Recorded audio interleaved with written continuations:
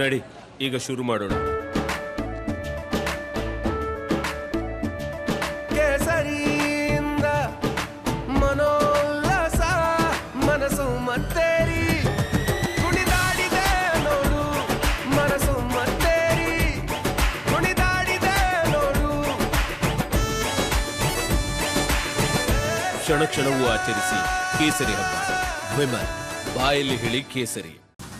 ಲೋಕಸಭೆ ಫಲಿತಾಂಶದ ಭರಾಟೆಯ ಮಧ್ಯೆ ಪ್ರಜ್ವಲ್ ರೇವಣ್ಣ ಕೇಸ್ ಏನಾಯಿತು ಅನ್ನುವಂತಹ ಪ್ರಶ್ನೆ ನಿಮ್ಮನ್ನ ಕಾಡಬಹುದು. ಪ್ರಜ್ವಲ್ ರೇವಣ್ಣ ವಿಚಾರಕ್ಕೆ ಸಂಬಂಧಪಟ್ಟಂತೆ ಈಗ ಮತ್ತಷ್ಟು ಅಪ್ಡೇಟ್ಗಳು ಲಭ್ಯ ಆಗ್ತಾ ಇದೆ. SIT ತನಿಖೆಯ ಸಂದರ್ಭದಲ್ಲಿ ಪ್ರಜ್ವಲ್ ರೇವಣ್ಣ ಏನು ಬಾಯಿ ಬಿಡ್ತಾ ಇಲ್ಲ. SITಗೆ ಪ್ರಜ್ವಲ್ ರೇವಣ್ಣ ತಲೆನೋವಾಗಿದ್ದಾರೆ. ವಿಚಾರಣೆ ವೇಳೆ ಸಹಕರಿಸ್ತಾ ಇಲ್ಲ. ಏನು ಪ್ರಶ್ನೆ ಕೇಳಿದ್ರು ಕೂಡ ಉತ್ತರ ಕೊಡ್ತಾ ಇಲ್ಲ.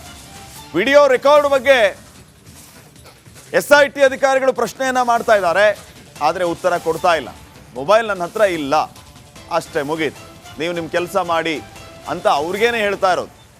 ಇನ್ನು ಮತ್ತೊಂದು ಕಡೆ ವಾಯ್ಸ್ ಸ್ಯಾಂಪಲ್ ಕಲೆಕ್ಟ್ ಮಾಡಿ FSL ರವಾನೆ ಮಾಡಿರೋದು, ಧ್ವನಿ ಟ್ಯಾಲಿ ಮಾಡಿ ಯಾರದ್ದು ಅಂತ ಪತ್ತೆ ಹಚ್ಚುವ ಕೆಲಸ ಆಗುತ್ತೆ.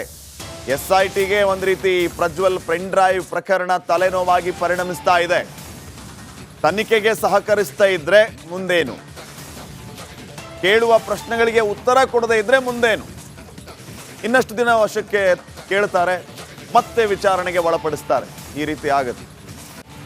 ಈ ಬಗ್ಗೆ ಇನ್ನಷ್ಟು ಅಪ್ಡೇಟ್ಸ್ ಅನ್ನ ಕೊಡ್ತಾರೆ ನಮ್ಮ ಪ್ರತಿನಿಧಿ ನಾಗರಾಜ್. ಈಗ ನೇರ ಸಂಪರ್ಕದಲ್ಲಿ ಜಾಯ್ನ್ ಆಗ್ತಾ ಇದ್ದಾರೆ. ನಾಗರಾಜ್, ಪ್ರಜ್ವಲ್ ರೇವಣ್ಣ ಪೆನ್ ಡ್ರೈವ್ ಕೇಸ್ನ ವಿಚಾರಕ್ಕೆ ಸಂಬಂಧಪಟ್ಟಂತೆ SIT ಅಧಿಕಾರಿಗಳಿಗೆ ಮೊದಲಿನಿಂದನೂ ಕೂಡ ಯಾವುದೇ ರೀತಿಯ ಸಹಕಾರವನ್ನ ಪ್ರಜ್ವಲ್ ನೀಡ್ತಾ ಇಲ್ಲ. ಅನೇಕ ವಿಚಾರಗಳ ಬಗ್ಗೆ ಇವರೇ ಕಂಪ್ಲೇಂಟ್ ಕೊಡ್ತಾ ಇದ್ದಾರೆ. ನನಗೆ ಬಾತ್ರೂಮ್ ಸರಿ ಇಲ್ಲ, ನಾನಿರುವಂಥ ಕೋಣೆ ಸರಿ ಇಲ್ಲ, ಊಟ ಸರಿ ಇಲ್ಲ, ಮತ್ತೊಂದು ಮಗದೊಂದು. ನೀವಲ್ಲಿ ಐಷಾರಾಮಿ ಜೀವನ ನಡೆಸಕ್ಕೆ ಹೋಗಿಲ್ಲ. ಕೇಳೋ ಪ್ರಶ್ನೆಗಳಿಗೆ ಉತ್ತರ ಕೊಡೋದಕ್ಕೆ ತನಿಖೆಯನ್ನು ಎದುರಿಸಕ್ಕೆ ಹೋಗಿರೋದು ಅನ್ನೋದು ಪ್ರಜ್ವಲ್ಗೆ ನೆನಪಿಲ್ವಾ? ಇವತ್ತೇನಾಗ್ತಾ ಇದೆ?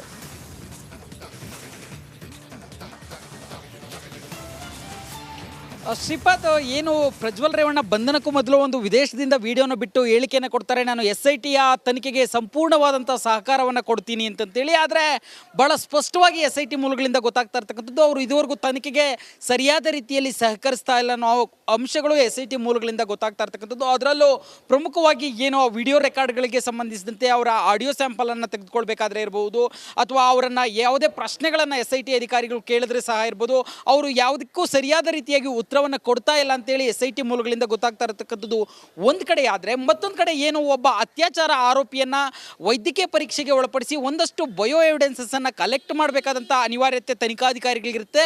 ಅದಕ್ಕೂ ಸಹ ಪ್ರಜ್ವಲ್ ರೇವಣ್ಣ ಸರಿಯಾಗಿ ಸ್ಪಂದಿಸ್ತಾ ಇಲ್ಲ ಅನ್ನೋ ಒಂದು ಮಾಹಿತಿ SIT ವಲಯದಿಂದ ಸಿಗ್ತಾ ಇರ್ತಕ್ಕಂಥದ್ದು. ಅದರಲ್ಲೂ 2 ದಿನಗಳ ಹಿಂದೆ ಅಟಲ್ ಬಿಹಾರಿ ವಾಜಪೇಯಿ ವೈದ್ಯಕೀಯ ಕಾಲೇಜು ಮತ್ತು ಮೆಡಿಕಲ್ ಆಸ್ಪತ್ರೆಗೆ ಏನು ಪ್ರೊಡ್ಯೂಸ್ ಮಾಡಿ ಒಂದು ವೈದ್ಯಕೀಯ ಪರೀಕ್ಷೆಯನ್ನು ನಡೆಸುವಂಥ ಕೆಲಸವನ್ನು ಮಾಡಿದ್ರು. ಅವರಿಂದ ಒಂದು ಬಯೋ ಎವಿಡೆನ್ಸಸ್, ಅದು ಪ್ಯೂಬಿಕ್ ಇರ್ಬೋದು, ಸ್ಪರ್ಮ್ ಇರ್ಬೋದು, ಅಥವಾ ಅವರ ದೇಹದ ಮೇಲೆ ಆಗಿರ್ತಕ್ಕಂಥ ಗಾಯಗಳ ಗುರುತೊಚ್ಚುವಿಕೆ ಇರ್ಬೋದು, ಇವುಗಳನ್ನು ಮಾಡಲಿಕ್ಕೆ ಪ್ರಯತ್ನವನ್ನು ಪಟ್ಟಿದ್ರು. ಆದರೆ ಆ ವೇಳೆಯಲ್ಲಿ ಅವರು ಸರಿಯಾಗಿ ಸ್ಪಂದಿಸಿರಲಿಲ್ಲ. ಹೀಗಾಗಿ ಅವರನ್ನು ಇವತ್ತು ಪುನಃ SIT ಅಧಿಕಾರಿಗಳು ಒಂದು ಅಟಲ್ ಬಿಹಾರಿ ವಾಜಪೇಯಿ ಆಸ್ಪತ್ರೆಗೆ ಕರೆದುಕೊಂಡು ಬಂದಿರೋದನ್ನು ನೋಡ್ಬೋದು. ನೀವು ದೃಶ್ಯಾವಳಿಗಳಲ್ಲಿ ಗಮನಿಸ್ಬೋದು. ಸಾಕಷ್ಟು ಜನ ಪೊಲೀಸ್ ಭದ್ರತೆಯೊಂದಿಗೆ ಅವರನ್ನು ಕರೆದುಕೊಂಡು ಬಂದು ವೈದ್ಯಕೀಯ ಪರೀಕ್ಷೆಗೆ ಒಳಪಡಿಸಿರ್ತಕ್ಕಂಥದ್ದು. ಆದರೆ ಇವತ್ತಾದರೂ ಪ್ರಜ್ವಲ್ ರೇವಣ್ಣ ಒಂದು ವೈದ್ಯಕೀಯ ಪರೀಕ್ಷೆಗೆ ಸರಿಯಾಗಿ ಸ್ಪಂದಿಸ್ತಾರೆ ಅನ್ನೋದು ಇನ್ನೂ ಪ್ರಶ್ನೆ ಆಗಿರ್ತಕ್ಕಂಥದ್ದು. ಸದ್ಯಕ್ಕೆ ಇಲ್ಲಿಗೆ ಕರೆದುಕೊಂಡು ಬಂದು ಸುಮಾರು 20 ನಿಮಿಷಗಳಾಗಿದ್ದು ವೈದ್ಯಕೀಯ ಪರೀಕ್ಷೆ ನಡೀತಾ ಇದೆ ಅಂತೇಳಿ ಗೊತ್ತಾಗ್ತಾ ಇರ್ತಕ್ಕಂಥದ್ದು. ಇದಾದ ಬಳಿಕ ಏನು ನಾಳೆಗೆ ಅವರ ಒಂದು ಪೊಲೀಸ್ ಕಸ್ಟಡಿ ಅಂತ್ಯ ಆಗುತ್ತೆ. ನಾಳೆ ನ್ಯಾಯಾಲಯದ ಎದುರು ಹಾಜರುಪಡಿಸ್ತಾರೆ. ಈ ವೇಳೆಯಲ್ಲಿ ನ್ಯಾಯಾಲಯದ ಎದುರು ಯಾವ ಅಂಶಗಳನ್ನು SIT ಅಧಿಕಾರಿಗಳು ಇಡ್ತಾರೆ, ಯಾಕಂತಂದರೆ ಇದುವರೆಗೂ ಅವರು ತನಿಖೆಗೆ ಸರಿಯಾಗಿ ಸ್ಪಂದಿಸಿಲ್ಲ ಅನ್ನೋ ಮಾಹಿತಿ ಇದೆ. ಅದನ್ನೇ SIT ಅಧಿಕಾರಿಗಳು ನ್ಯಾಯಾಧೀಶರ ಮುಂದೆ ಇಟ್ಟು ಇನ್ನು ಮತ್ತಷ್ಟು ದಿನ ವಿಚಾರಣೆಗೆ ಕೇಳೋ ಸಾಧ್ಯತೆ ಇದೆ ಅಂತೇಳಿ SIT ಮೂಲಗಳು ಹೇಳ್ತಾ ಇರ್ತಕ್ಕಂಥದ್ದು. Shripad, okay, thank you Nagaraj ಮಾಹಿತಿಗಾಗಿ.